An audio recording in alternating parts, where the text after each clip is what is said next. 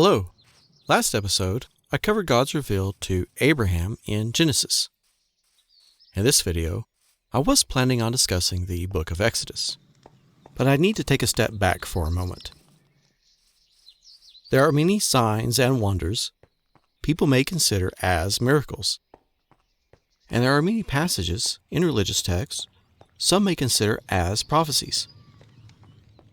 In this study, miracles and prophecies will be considered as evidence for the Creator. So it is necessary for me to take a very narrow view on what should be considered as signs from God. The Creator must have power beyond natural ability, knowledge beyond natural understanding, and an unchanging nature. The highest level of prophecy should show the Creator's supernatural knowledge. I'd expect the first people who heard these prophecies to know very little about a supernatural being. Likewise, we are starting from the position of knowing nothing about God. So the first prophecies we should look for should be clear and understandable by everyone. Also, I don't want to rely on my own interpretations of these, but will examine how the first people understood the meaning of the text. Likewise, with miracles, power beyond natural possibility must be demonstrated. These I'll consider as true miracles beyond natural wonders. In Genesis, we discussed a miracle where God showed this level of power. Sarah and Abraham had a child in their old age. Sarah was over 90 years old, and God demonstrated knowledge beyond natural understanding by prophesying this impossible event before it occurred. My narrow view of miracles will exclude such wonders as the miracle of life. Life is full of incredible, extraordinary, and improbable events. We need to be able to tell the difference, though, between unlikely events and signs from God. To be more certain these miracles are from God, they should be clearly prophesied. To help explain this, I thought of a simple dice illustration. I know dice are used in examples all the time, but bear with me. This will make it a lot simpler. You can say this normal six-sided die is governed by natural law. When tossed, we know it will land on a whole number between 1 and 6. Using math, we can model the probability of the die landing on any of these numbers. The probability is 1/6. Now let's say I throw the die 10 times, and you observe each time it lands on 1. This would be incredible, but there's a chance this could still happen. Calculated, it's a little over 1 in a 10 million chance. 10 ones in a row would be highly improbable, but this still wouldn't be a miracle. It doesn't extend beyond the realm of possibility. Maybe I toss the die 1,000 times, 1,000,000 times, or 1,000,000,000,000 times. Each time it lands on 1. Probability of this happening is extremely small, but it can still be calculated. And there can be something else going on we're not aware of. It could be a trick or sleight of hand or some other unknown rule of nature. The die could be simply loaded to always land on 1.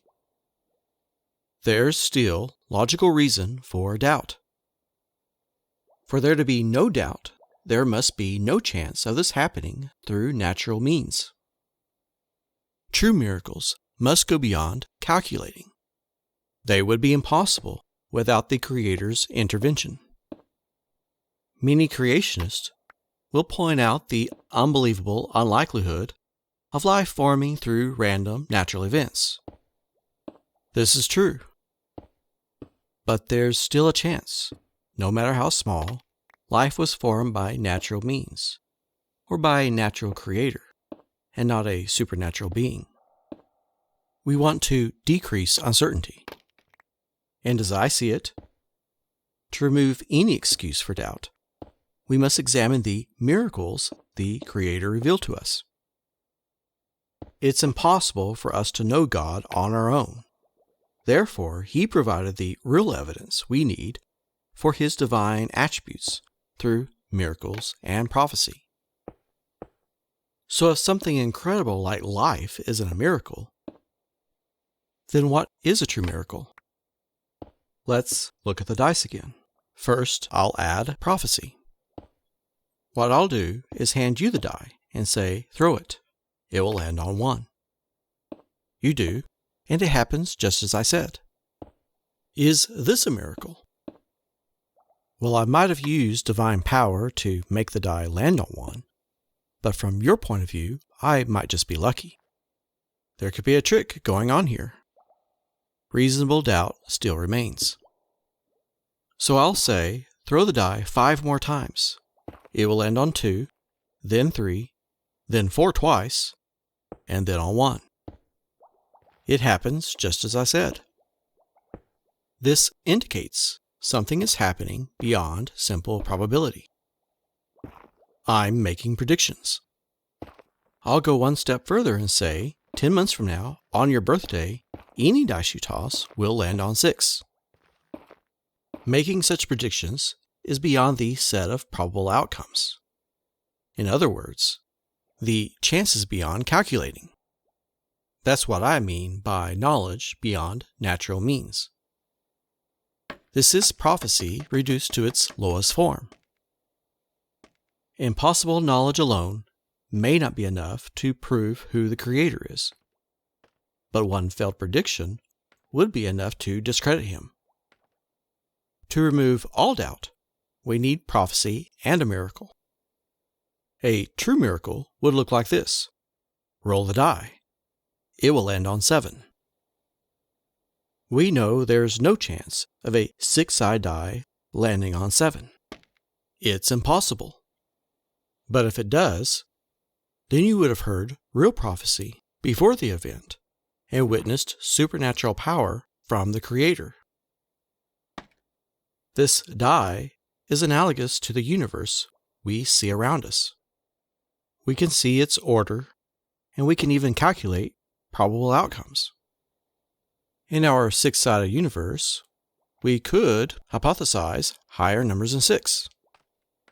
We can't know for certain, though, by only looking at this single die.